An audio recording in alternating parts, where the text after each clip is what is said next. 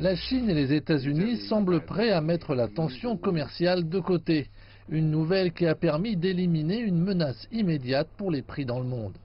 Maintenant, les investisseurs reviennent aux fondamentaux économiques de la Chine.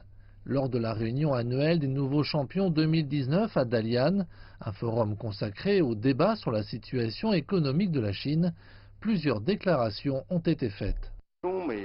Les frictions commerciales sino-américaines constituaient une première à bien des égards. Cela nous a servi de leçon et a alerté de nombreuses entreprises chinoises. Aujourd'hui, les entreprises chinoises envisagent à plus long terme et accordent davantage d'attention à la technologie. Les entreprises vont devenir plus tenaces avec des projets à long terme. Premièrement, je pense que la sortie de la Grande-Bretagne de l'Europe accroît les risques. Le deuxième risque est la friction entre la Chine et les États-Unis. Elle s'est apaisée après la réunion des dirigeants des deux pays, ce qui à mon avis est une très bonne chose. Toutefois, les tensions commerciales entre la Chine et les États-Unis constituent un changement fondamental dans les relations à long terme entre les deux pays. Il semble maintenant que divers facteurs politiques, obstacles et fluctuations existent encore. Il existe un dilemme. La demande de produits chinois à l'étranger sera faible sur la base de données provenant de marchés clés comme les États-Unis et l'Europe.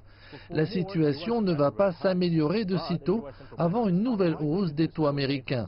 La Chine doit donc compter sur son propre marché pour assurer sa croissance économique.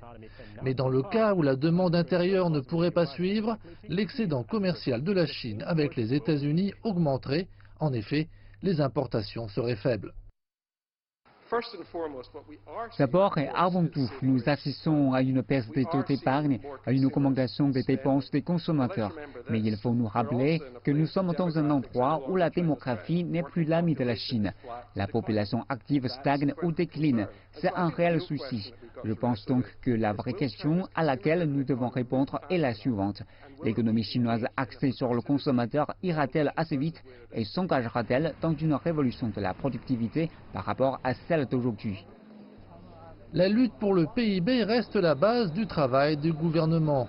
Mais la Chine promet de se concentrer sur la qualité plutôt que sur la quantité. Cela signifie que chaque gain de PIB devrait être un gain d'emploi. La deuxième réalité est que la Chine a eu un succès phénoménal d'un point de vue du consommateur sur la technologie. Weibo, WeChat, Douyin et ce qui s'est passé avec TikTok. Ce sont deux exemples pour lesquels la Chine se porte bien. Mais en ce qui concerne le secteur industriel, la Chine ne se porte pas aussi bien. Elle reste encore très dépendante des autres pour fournir des logiciels. La puissance de l'industrie est complexe ici en Chine. Avant que la Chine et les États-Unis ne parviennent à un accord commercial durable, il est conseillé aux entreprises chinoises de réfléchir à la manière de renforcer leurs propres forces. Des experts affirment que cela renforcera la résilience de l'économie face aux incertitudes économiques mondiales.